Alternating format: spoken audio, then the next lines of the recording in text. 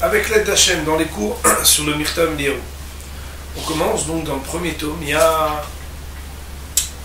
une question grave d'Esler, il pense. Qui est heureux? Pour dire qui est heureux, on a l'impression qu'il faut d'abord poser la question, c'est quoi le bonheur? C'est quoi le bonheur? Le bonheur, sans faire un sondage, on pourrait penser simplement que le bonheur, c'est d'arriver à accéder à ce que l'on désire le plus souvent. Autrement dit, et ça devrait être, on va dire, des probabilités simples, celui qui a beaucoup de volonté ou celui qui a beaucoup de moyens, et peut-être des fois ça concomite que celui qui a beaucoup de volonté il a beaucoup de moyens, alors c'est lui qui est heureux. D'ailleurs, si on vous pose la question, est-ce que vous connaissez des gens heureux? En parlant des autres, vous répondrez toujours, bah oui, j'en connais plein des gens heureux. Par contre, si on questionne chacun sur lui-même, on se rendra compte que les choses sont un peu différentes. Et là, ben, il y a une réflexion très intéressante.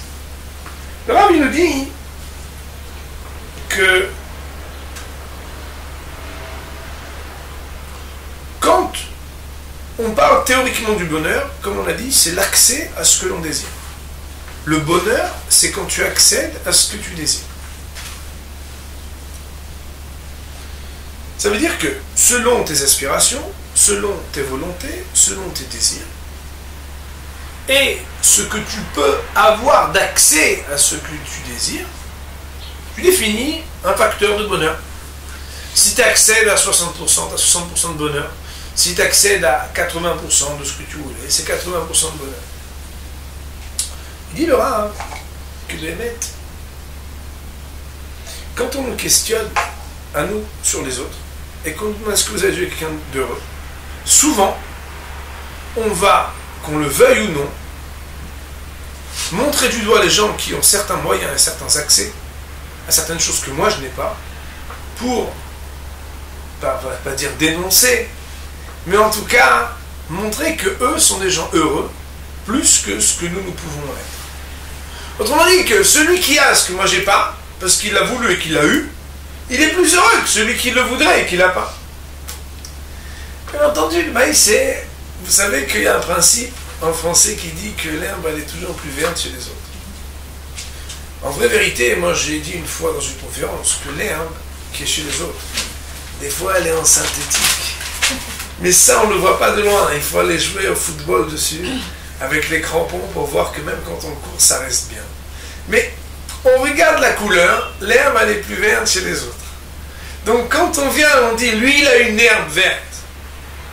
Et elle est très verte, elle est même haute. Et moi, j'en ai pas. Lui, il est heureux, et moi, je ne le suis pas. C'est un théorème. Pour lui, c'est comme un syllogisme. Puisque c'est comme ça, donc c'est ça. Donc ça veut dire qu'en réalité, c'est extraordinaire. C'est que les gens pourraient vous dire à vous, mais vous êtes très heureux, et vous pourriez leur répondre, mais non, c'est vous qui êtes heureux, chacun croyant que l'herbe de l'autre n'est pas en synthétique, mais quand on lui dit, mais dis-moi, tu as besoin que je te dise, il vous dit, mais tu sais pas dans quoi je vis. Tu dis, mais regarde l'herbe que tu as. L'herbe, ça veut dire la voiture. L'herbe, ça veut dire la dira. L'herbe, ça veut dire toutes sortes de choses dans lesquelles quelqu'un est à l'aise. Les vacances, lui, il part. Toutes les 2 semaines, il est en vacances. Alors comment? Alors, le Rav dit, d'abord, on va demander aux riches. On va aller voir les riches.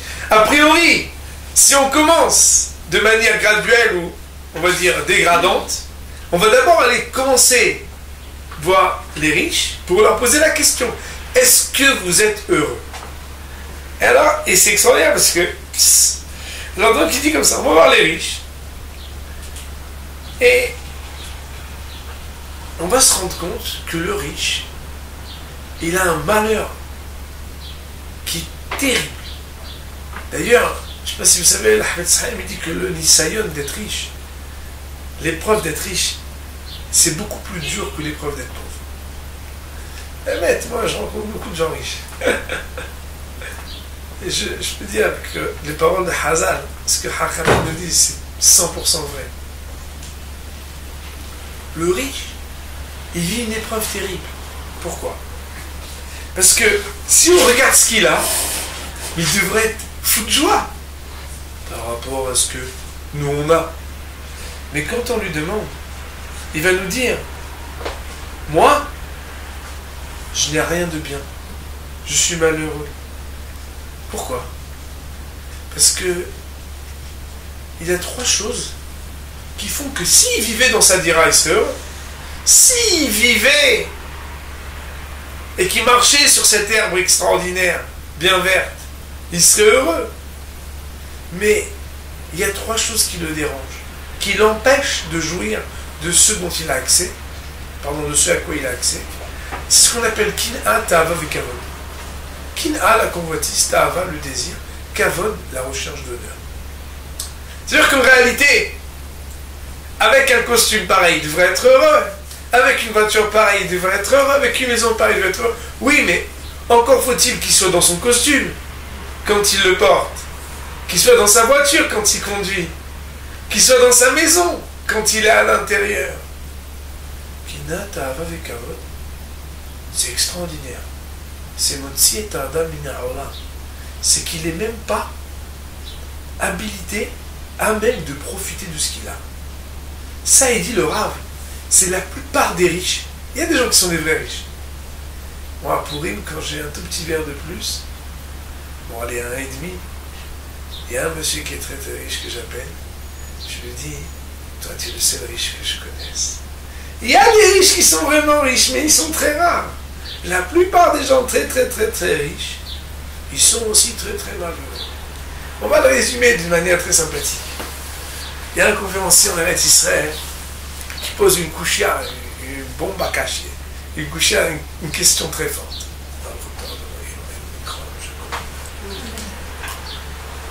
Une question, si vous y réfléchissez, à l'extraordinaire. Il y a marqué Oev kesef lo isbar kesef. Celui qui aime l'argent, il n'est jamais rassasié de l'argent. Entre nous soit dit, il y a un plat tunisien, on dit que c'est un plat qui se termine jamais. Parce que si ben on aime quelque chose, normalement, on doit... Seulement, on dit qu'on l'aime jamais, on ne s'arrête jamais, jusqu'à ce que le corps il nous arrête. Donc c'est une légende de dire qu'il se termine jamais. Il y a une fin. Ouais. Oev kesef lo isbar kesef. Celui qui aime l'argent, il n'est jamais rassasié de l'argent, plus que ça. On dit Yesh lo mani rotse matai, s'il a 100, il veut 200. Ve'en adam met ve'hatsi ta'avato beyado. Un homme ne meurt pas quand il a même que la moitié de ce qu'il désire. Demande le Rav, mais s'il a déjà 100 et qu'il veut 200, c'est qu'il a la moitié. Donc on ne devrait pas dire qu'un homme il meurt avec même pas la moitié de ce qu'il voudrait. Je répète, il veut l'argent, il n'est jamais rassasié de l'argent. S'il a 100, il veut 200. L'homme ne meurt jamais avec la moitié de ce qu'il désire. Mais si on a 100, on a la moitié du 200. La réponse, c'est que oui, c'est vrai. Mais le désir des 100 supplémentaires, il fait que quand je regarde les 100 que j'ai, pour moi, c'est même pas la moitié. Quand j'ai les yeux, je viens d'acheter la voiture. Elle coûte très très cher. Mais qu'au lieu de regarder, c'est vrai que, mesdames, quand on regarde si on regarde quand on conduit sa propre voiture, c'est très dangereux. Mais, en tout cas, s'il est dans sa voiture et qu'il regarde la voiture de l'autre, il n'a même pas sa voiture. Pourquoi?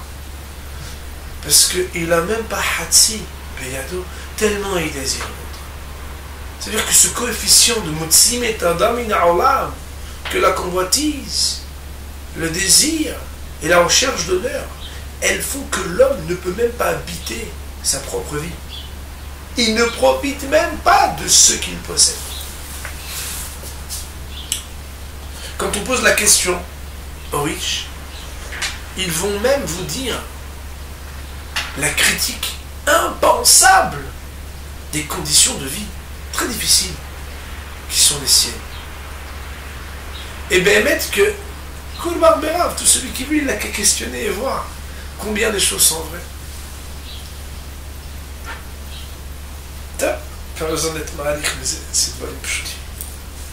Ça veut dire quoi? Ça veut dire que si on va voir le riche, Le riche, quelque part, il est loin du bonheur. Alors on va dire, non, on va aller voir ce qu'on appelle la classe moyenne. Il dit le Rav, les Benoni. Il travaille, il a un peu d'argent de côté, il prend un peu de vacances, mais il a une dira à lui, il n'a pas 3 maisons et 3 voitures. Il vit normalement. Et on va leur poser la question. Alors, il dit, on serait étonné que ces gens-là, ils doivent travailler beaucoup, ils gagnent un peu d'argent, mais ils se plaignent qu'ils n'ont pas le temps de profiter de la vie. Ça veut dire quoi? Ça veut dire qu'ils n'ont pas le temps, entre guillemets, de pouvoir ni dépenser, ni tirer profit, ni kiffer ce qu'ils ont. C'est-à-dire que des gens même qui, quelque part, ont certains moyens, mais qui ne sont pas immensément riches, eux vont avoir un rapport où ils vont encore dire oui, non mais tu sais, en réalité, j'aurais aimé, et le conditionnel, j'aurais aimé. Mais tu as des vacances, tu as une voiture, tu as ceci, tu as une dira. Oui, mais tu sais, je travaille dur, et puis voilà, le dimanche, je vais cocher, j'ai 2 heures pour ceci, pour ça. Il y a une plainte de ce que l'homme, même qui peut avoir quelque part sa subsistance, il n'a pas la qualité de vie qu'il voudrait avoir. Alors, on avait dit, bon, c'est alors donc quoi? Donc les riches, très riches, on va dire globalement qu'ils vont dire qu'ils ne sont pas heureux. Quand on pose la question de classe moyenne, ils vont vous dire, oui, mais moi, j'ai même pas le temps de profiter de mon argent. J'ai même pas le temps de kiffer avec la famille, j'ai pas le temps. Alors, il dit, on va aller voir les ouvriers. La classe ouvrière. Tout celui qui a vécu en France, il a entendu parler que de la classe ouvrière. À chaque fois qu'ils peuvent ouvrir la bouche, ils ouvrent la bouche. Oui, nous sommes en grève de... Mais ça veut dire, ils travaillent entre 2 grèves. Mais quand ils travaillent, ces gens-là, quand on les questionne, est-ce que les Maassés, ils sont heureux ou pas? Ils vont vous dire, nous, on fait le sale travail.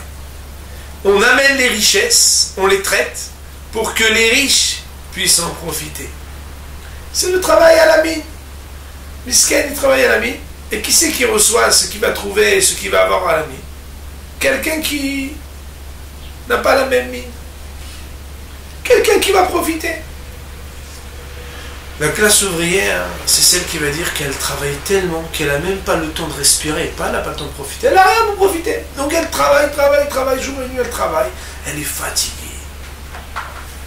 Ça veut dire qu'en réalité, chaque fois qu'on pose la question à Pierre, on lui dit est-ce que Paul est heureux? Il dit bien sûr, c'est sûr qu'il doit être heureux. Mais quand on interroge Pierre sur Pierre et Paul sur Paul, on va se rendre compte que chacun sur lui-même, il a du mal à dire qu'il est heureux. Alors, le Rav dit donc, ça veut dire quoi? Ça veut dire qu'en pratique, on va se poser une question existentielle. Est-ce que c'est possible de penser que le bonheur, c'est de voir le bonheur des autres? C'est sûr que non. C'est d'avoir que ces paroles-là. C'est impossible. Il dit, on nous raconte que quand Hachem il a créé le monde, il a créé pourquoi? L'étif, pour qu'il y ait du bien. Pour qu'il ait un hasdo, pour faire le hesed, que l'homme profite. Alors comment c'est possible que les gens ils souffrent tellement, que les gens ils soient dans la difficulté, que quand on leur demande vous êtes heureux, les gens ils ont du mal à dire qu'ils sont heureux? C'est bizarre quand même. C'est impossible. Alors le Rav, il nous dit, il faut d'abord savoir pourquoi la personne, elle a une perception de sa propre vie comme du contraire du bonheur. Pourquoi la personne, elle dit d'elle-même qu'elle n'est pas heureuse? À cette question, le Rav, il nous répond de manière très simple. Il nous dit ce qu'on a dit tout à l'heure. C'est que, pour pouvoir être heureux, il faut être dans la réalité dans laquelle on peut être heureux. Ça veut dire quoi? C'est-à-dire qu'il y a 3 choses qui nous font sortir de la réalité dans laquelle on pourrait être heureux. Comme on l'a dit, Kina ta'ava vekavod. Kina ta'ava vekavod. C'est les 3 mots. Mots, pas seulement des termes, mots des maladies, qui sortent l'homme. Motzi metadam min ha'olam. Dernièrement, j'ai parlé avec quelqu'un, et vous savez que, même ce que je vais vous dire, c'est tellement pas chouette. C'est tellement fou. Il y a des fois des gens, on ne les reconnaît plus. Il était tellement gentil, Bennett. Quand j'ai entendu ce qu'il a été capable de faire, j'ai dit, Makala, il est fou, quoi. Cette semaine, il y a un monsieur, Il m'a dit, voilà, Amenalem, j'ai lu quelque chose, je ne sais pas comment l'interpréter. C'était irréel. Et je lui ai dit, tu sais pas étudier la Mishnah. Il m'a dit, quoi? Je dis, quand tu étudies Motsin et Adam min ha'olam, que ça fait sortir l'homme du monde, tu as l'impression que c'est pas pshuto ke mashma'o, c'est pas le sens littéral. C'est une exagération des hachamim. C'est de dire, mais le mec il est encore dans la réalité, sauf qu'il est un peu triste. Motsim et Adam min ha'olam, ça veut dire que quand quelqu'un il a la convoitise, ça veut dire qu'il regarde quelque chose que l'autre il a. Ta'ava, il désire se rapprocher d'un objet, d'une personne alors qu'il n'en a pas le droit. Kavod, il voudrait qu'un honneur lui soit donné. Et il court derrière cet honneur. À ce moment-là, il n'est plus dans la réalité. Il est à l'extérieur du Olam. Je lui ai dit, il faut apprendre à étudier la Mishnah. Hachamim, quand c'est une Mishnah, il y a des fois des paraboles de Chazal, avec des fois même des Melitsot, une toute petite exagération. Mais une Mishnah, c'est une Mishnah. Une Mishnah, ça veut dire que certaines personnes, quand on parle de Kavod, regardez dans les communautés, quand il s'agit d'élections, de pitom, incroyable, quelqu'un m'a raconté à cause de gâteaux, qu'on n'a pas voulu faire rentrer, truc. Ils ont fait une campagne contre le nouveau président. Des gâteaux, alors. Des gâteaux. Si, l'homme, il n'est plus dans la réalité. Si quelqu'un n'est pas dans la réalité, ben, il ne peut pas être content d'avoir son costume. Il n'est même pas dedans. Si quelqu'un il est dans une maison, mais il ne peut pas profiter de sa maison, il n'est pas là-dedans. Pourquoi? Parce qu'il y a quelque chose qui le fait sortir de là où il est. Motsim et Adam min ha'olam. Le Rav, il dit d'abord, il faut faire le diagnostic. D'où vient l'erreur? L'erreur, elle vient Kina, Ta'ava et Kavod. Des trois mots ancestraux qui ont fait d'ailleurs, on les retrouve dans la faute d'Adam Arishon. Là-bas, il y a marqué les trois mots. On ne va pas dire dans les mots, mais il y a marqué Tova et Sema'achal, Ta'ava ou la'anaïm, Nehmad ou le mar'e. Les trois choses là-bas, c'est Kina, Ta'ava et Kavod. Il dit, alors maintenant on va essayer de voir comment est-ce que quelqu'un, il peut, quelle est l'orientation pour arriver à sublimer ces problèmes ou à les corriger, comment? Alors moi je vais vous le dire, en citant un autre Rav Dessler. C'est un autre, ça veut dire le même homme, mais un autre enseignement qu'il a dit ailleurs. Il pose une question extraordinaire, Rav Dessler. Il a marqué que la soukha, elle a à voir avec le shalom. On dit, Fros soukat shalom aleinu ve'al kol Israël. Tous les soirs nous le disons, les soirs de Shabbat nous le disons. La soukha, c'est toujours une soukha de shalom. Comme vous le savez, certainement, les trois miracles qui ont eu lieu dans le désert, ils étaient pour les trois frères et sœurs, Moshe, Aaron et Myriam. Myriam, c'était le puits de Myriam, tant qu'elle était vivante. Aaron, ce sont les Anané Kavod, les nuées. Et Moshe Rabbeinu, c'est celui par le mérite de qui on a pu avoir la manne durant toute notre traversée du désert.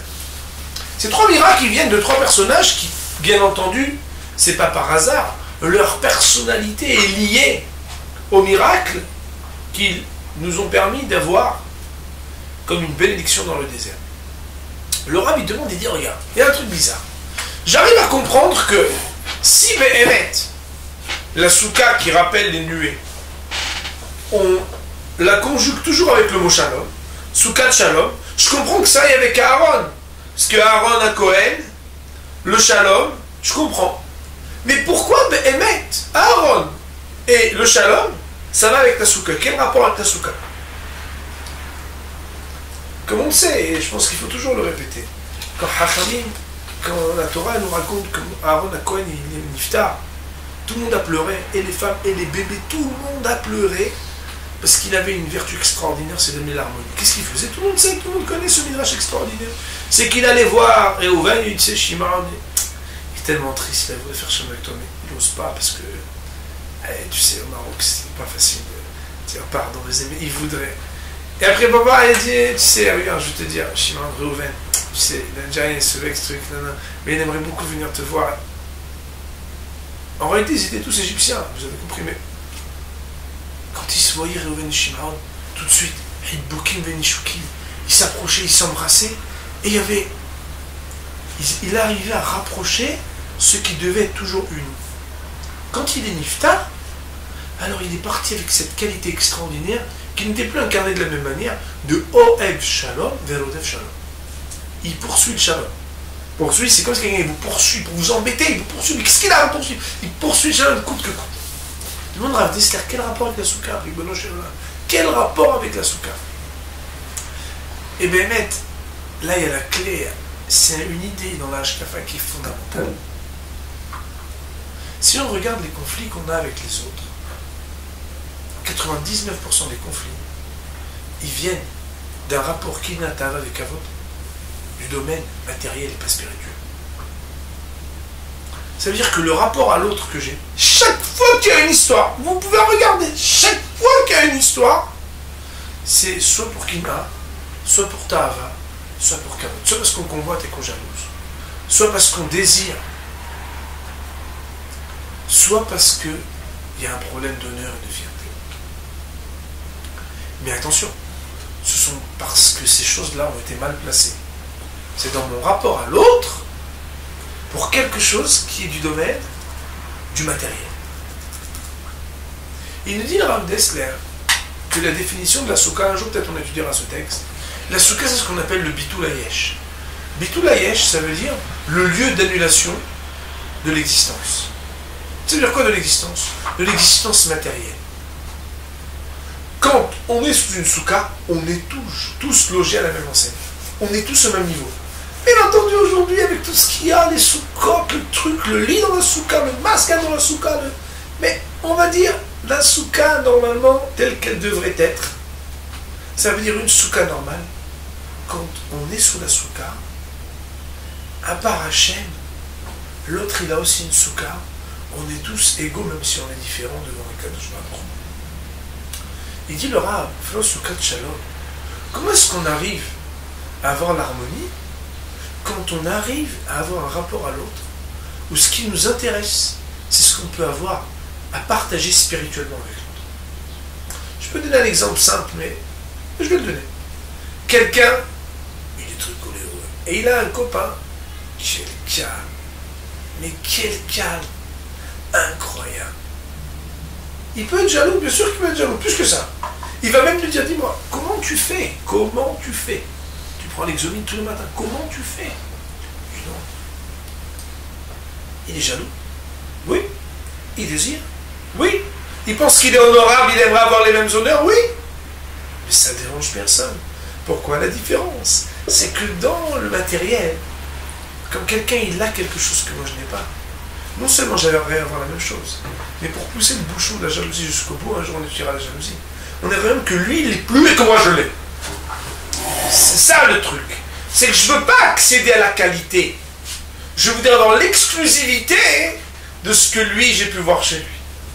Mais quand il s'agit d'une qualité spirituelle, si moi je vois qu'il est longanime, qu'il est calme, qu'il est el rapaï, que lui il le soit, c'est un but en soi. Que moi je le désire, la même chose que lui, c'est parce que je comprends qu'il y a un but en soi et que moi j'aimerais avoir la même chose. Et plus que ça, j'aimerais bien que quand il va me l'apprendre à moi, hein, si ça marche, je vais le dire aussi à un copain. Je vais dire, tu sais quoi, moi aussi j'étais une boule de nerf. Ouais, mais maintenant j'ai appris que si on fait ça et ça, des fois c'est cap. Pourquoi? Parce qu'en réalité, le rapport qu'on a à l'autre, le rapport qu'on a à la réalité, il est un rapport qui est un rapport autre qu'un rapport matériel. Alors le Rav il me dit, mais attendez, c'est bien beau tout ça, mais il faut aller à la Macolette après. À la Macolette, quand on achète, on ne peut pas lui dire, j'aimerais avoir la Vatranout, et j'aimerais avoir la Hanava, donnez-moi des chocolats gratuitement. On vit dans une réalité matérielle. Il dit, oui, mais quelque part, on voit bien que c'est pas combien tu gagnes qui te donne ton bonheur. C'est combien tu laisses Kinatav avec Kavod, combien tu te laisses posséder, ou on va dire mieux que ça, être dépossédé de ce que tu as, qui fait que tu sois heureux ou pas. Ça veut dire quoi? Ça veut dire qu'en vraie vérité, si quelqu'un, il essaie de voir sa vie sur un plan spirituel,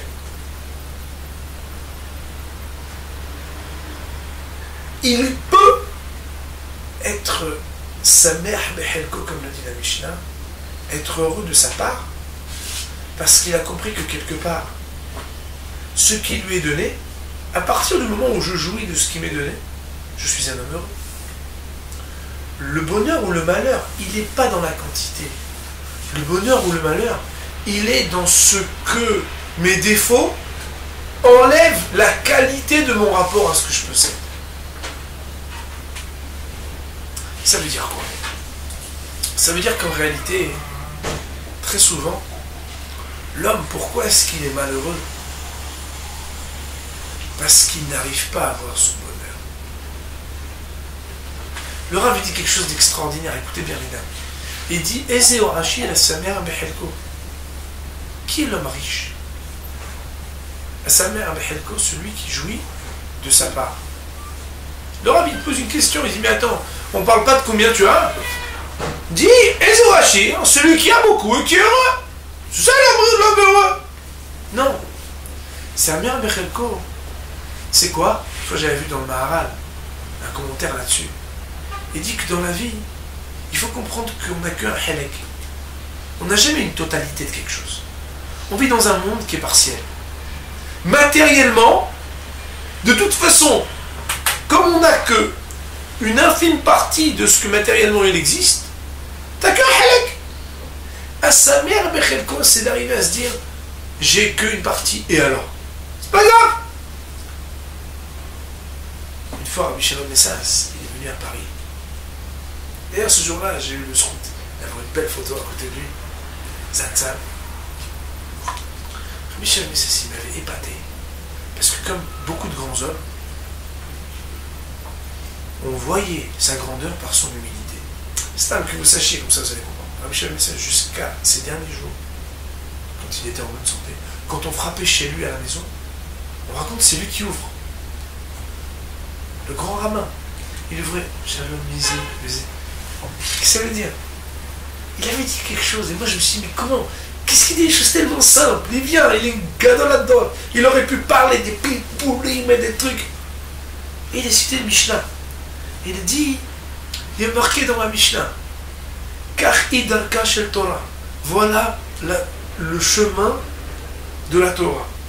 Pat bemelach tochel. Si tu manges un peu de pain, ou maïm imsolat ishte, tu bois un petit peu d'eau, ou betorah ata'amel, et que tu es appliqué et investi à l'étude de la Torah, ashrecha betovlach, imata oseken, si tu fais ainsi, ashrecha betovlach, tu as la joie et le bon. Et la Mishnah dit ashrecha be'olam hazeh, le bonheur dans ce monde-ci, betovlach be'olam haba. Il dit le Rav, pourquoi on a besoin de dire si tu fais ça, alors tu as le bonheur? Non. C'est quoi le chemin de la Torah? C'est ça. Et tu as le bonheur. Non. Et si tu fais ça, tu as le bonheur. Écoutez bien, comme c'est fort. Il a dit, Laura, il y a des choses qu'on ne peut pas expliquer. Les gens, si vous disent, dis-moi, tu es heureux, comment tu gagnes le connaître? Ah, ton mari travaille combien d'heures? Oui, mais il étudie la moitié du temps. Ah bon? Et quoi? Il est payé? Non. Mais il étudie 3 heures tous les jours. Alors, et vous êtes heureux? Et l'autre, misquet, il travaille jour et nuit. Mais attention, il a 3 voitures. Et il part en vacances 2 fois par mois, de beaux hôtels. Il voit plein d'étoiles dans les hôtels. Mais les marassés, quand il vous pose la question est-ce que tu es heureux, tu ne peux pas lui répondre. Tu ne peux pas lui répondre. Pourquoi le Rav dit? Parce que celui qui a une satisfaction spirituelle, qui fait quelque chose pour être satisfait spirituellement, lui il a un bonheur be'olam hazeh. Mais quand quelqu'un il n'a pas quelque chose qui lui fait avoir une satisfaction spirituelle, cette personne-là, tu ne peux rien lui dire.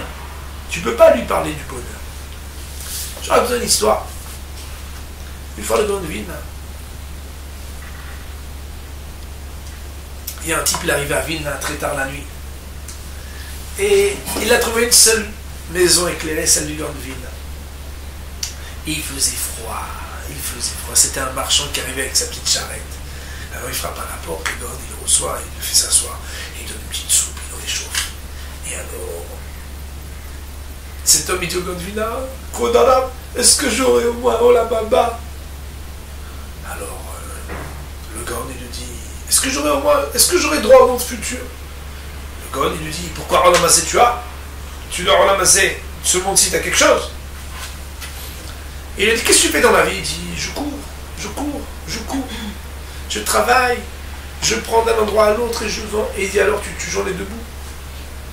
Il dit, c'est très dur, c'est pas évident, j'ai du mal à finir mes fins de mois. Il dit, je comprends pas. Si déjà pour le Olamazé, pour ce monde-ci pour lequel tu te donnes jour et nuit, en te donnant jour et nuit pour réussir, tu as du mal à joindre les debout. Pour le Olamaba, combien tu investis pour prétendre à avoir quelque chose du Olamaba? Alors écoutez bien ce qu'on va dire. Quelqu'un, la seule chose qui peut lui donner le bonheur, c'est d'avoir spirituellement des satisfactions. Quand quelqu'un est satisfait spirituellement, il a une joie tellement profonde qu'après il peut apprécier les moyens qu'Hachem lui donne. Ça veut dire quoi?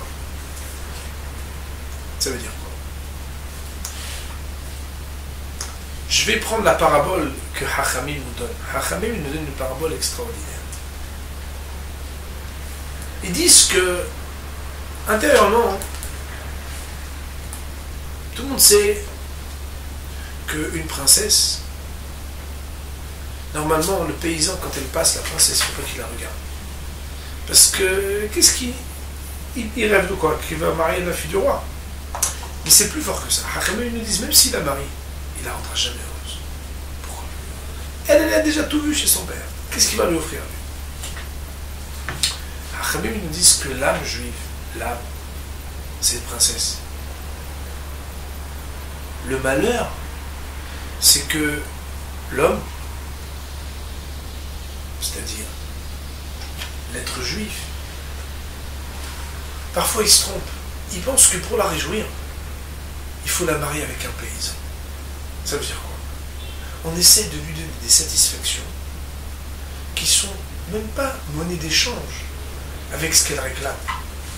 Et c'est vrai que des fois il y a un bluff. C'est quand on s'achète un nouveau truc, on en a parlé une fois.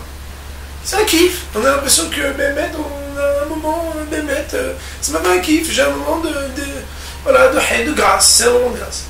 Mais on voit bien qu'il y a une éphémérité à cette grâce.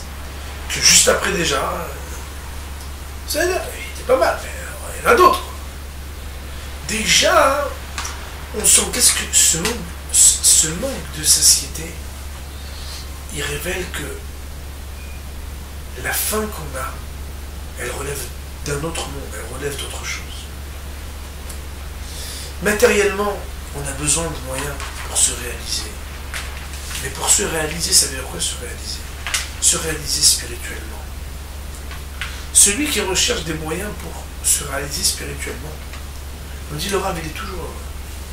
Si son but c'est Torah, Mitzvot, Marasim, Tovim, Tikkun Amidot, si le but c'est d'étudier la Torah, d'accomplir les mitzvot, de faire des bonnes actions et de travailler ses défauts, ses traits de caractère moraux, ses défauts, cette personne-là, il verra chaque chose qu'il a dans sa vie comme un moyen qui lui est donné par Hachem, qui lui est donné par Dieu, pour avancer dans ce délai, dans ce chemin.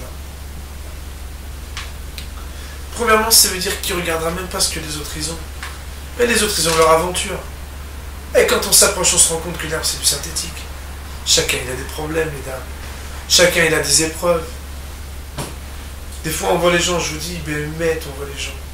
On a l'impression de l'extérieur qu'ils sont tellement heureux avec tout ce qu'ils dépensent, tout ce qu'ils font. En réalité, quand on s'approche, on se rend compte qu'ils sont malheureux, les pauvres. Je parle même pas quand il leur arrive des malheurs. De leur quotidien, des fois, ils sont pas heureux. Pourquoi? Parce que les gens n'arrivent même pas à comprendre pourquoi ils existent, vous comprenez? Quelqu'un qui a compris que la vie, c'est d'essayer d'avoir Torah, c'est d'essayer de grandir, de faire des choses qui rassasient au plus profond de soi, alors ces personnes-là, il n'y a pas de kinatav avec Kavod chez Motsimotamina. Ils ne laissent pas, ils ne donnent pas la clé à la convoitise, au désir et à la recherche d'honneur. Ils ne leur donnent pas la clé pour entrer, pour qu'ils soient possédés et dépossédés de ces biens. Ils restent maîtres, il est sameh mehelko. Quand on le regarde, il y a des gens qui se disent mais comment ils vivent comme ça? Comment ils font? Ben mais je suis rentré. Comment ils font? Comment ils font pour vivre comme ça? Et pourtant ces gens-là, des fois on est jaloux de leur bonheur. On se dit mais purée le type, comment il a l'air heureux. Mais parce que lui, il a compris que la pierre, même de Jérusalem, on ne les prend pas avec nous quand on monte là-haut. C'est vrai, ça peut être bien, mais on ne les prend pas avec nous. La personne, elle a compris qu'il y a d'autres buts dans la vie. On raconte, et pour terminer, que Havetz Haïm, une fois, il y a un monsieur qui est venu de très loin pour passer une journée avec Havetz Haïm.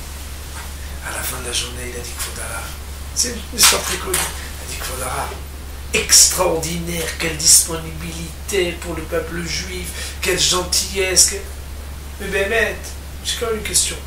Ils sont où vos meubles, Kvodara? Ils sont où vos meubles?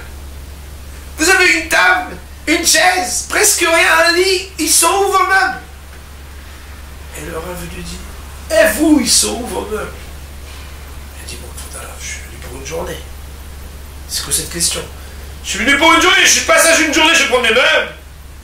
Il a dit, le Rav, mais toi, tu dis que tu es de passage d'une journée. Moi, je suis de passage ici, comme toi une journée, moi une vie. Je ne suis pas ici pour avoir des meubles. Alors, une fois j'ai raconté ça à la maison, c'est des histoires qu'on raconte qui ne sont pas très audibles dans le monde dans lequel on évolue, parce que c'est pas évident. On a besoin d'un certain confort. Mais c'est juste pour révéler que le confort, il est juste pour faire Torah et Mitzvot. On dit que Moshe Rabbeinu, il a grandi dans un palais, et que s'il n'avait pas grandi dans un palais, il avait Ben Ezra, peut-être qu'il n'aurait pas pu être Moshe Rabbeinu. Parce qu'il fallait gadless, il fallait qu'il puisse se projeter à faire des grandes choses. Les gens, on ne vous dit pas qu'il ne faut pas travailler, qu'il faut avoir des moyens. On dit juste qu'il ne faut pas oublier l'objectif premier. L'objectif premier, c'est Torah Mitzvot. C'est d'avoir autre chose, c'est d'aller vers une autre direction. Pour pouvoir être heureux de ce que l'on a, et même de ce qu'on n'a pas, il faut être capable d'avoir un vrai rapport au matériel. Et il nous dit le Rav, les gens ils définissent le bonheur comme l'accessibilité grande ou petite à ce que matériellement ils veulent. Non et non. D'ailleurs, on définit toujours que l'autre il est heureux parce qu'il a plus. Mais quand on le questionne, il n'est pas heureux. L'important c'est pas ce que tu as. C'est qu'est-ce que tu as compris qui est le but de la vie. Quand tu as compris c'est quoi le but de la vie, alors ton rapport à ce qu'Hachem il te donne, il est totalement différent. Sameach behilko. Tu as compris que c'est ça ta part et que c'était Kelly. Une fois j'ai fait un tour à Londres et on a parlé travailler pour vivre, vivre pour travailler. Et là-bas il y a des gens, je ne sais pas si vous savez, quand ils sont pris à Londres ou à New York, il y a deux endroits où il y avait des grandes banques à l'époque. Maintenant c'est un peu plus compliqué. Là-bas, hein, ils ont des programmes où il faut qu'ils soient sur tous les marchés boursiers sur lesquels ils peuvent se mettre. Et ils travaillent la première année 20 heures sur 24. Ils culpabilisent même d'être endormis. Il se passe des trucs, est-ce que tu as vu ça, ceci, cela. Tu sais ce que Rav Dessler a dit de ça? Il dit, mais en réalité, ces gens-là, qu'est-ce qu'ils font? Ils sont en train de se dire que si je travaillais un peu plus, j'aurais plus. Même si Hachem, il ne le veut pas. Parce que sinon, je peux travailler un peu moins. L'homme, parfois, quand il a une course-poursuite derrière le matériel, quand on regarde c'est quoi le but de sa vie, il n'y a plus rien de spirituel. Quand on est dans cette définition-là de OF Kesef, ça veut dire quoi OF Kesef? C'est pas qu'il veut comme un moyen pour faire la Torah Mitzvot. C'est que OF Kesef, il aime l'argent pour avoir l'argent. Qu'est-ce que tu fais avec l'argent? Tu le dépenses et c'est tout. Une fois, il y a un monsieur, il est venu ici. C'est un homme d'affaires, très important. J'ai pris tous les appareils qu'il avait, je dis, écoute, regarde, on va les enfermer là-bas, 40 minutes. On va enfermer là-bas les appareils. d'une demi-heure, trois quarts d'heure d'immersion dans la Torah. La personne, elle m'a dit, c'est beau ce qu'on peut faire avec un peu d'argent. De pouvoir avoir un endroit où on s'immerge totalement dans Torah Mitzvot et qu'on est totalement déconnecté de Ralamazé. Ce jour-là, moi j'ai vécu un moment de grâce. Cette personne-là, elle a vu à quoi ça peut servir d'avoir des moyens, de pouvoir s'asseoir et être totalement déconnecté de tout, ou d'aider des gens à se déconnecter totalement de la vie matérielle. On ne dit pas qu'il faut vivre comme des ascètes, et on ne dit pas qu'il faut vivre en haut des montagnes, à ne plus manger, ne plus boire, à ne plus kiffer. On dit juste que le kiff dans la Torah est l'occasion de sanctifier le nom d'Hachem. On a des moyens, à quoi ça sert?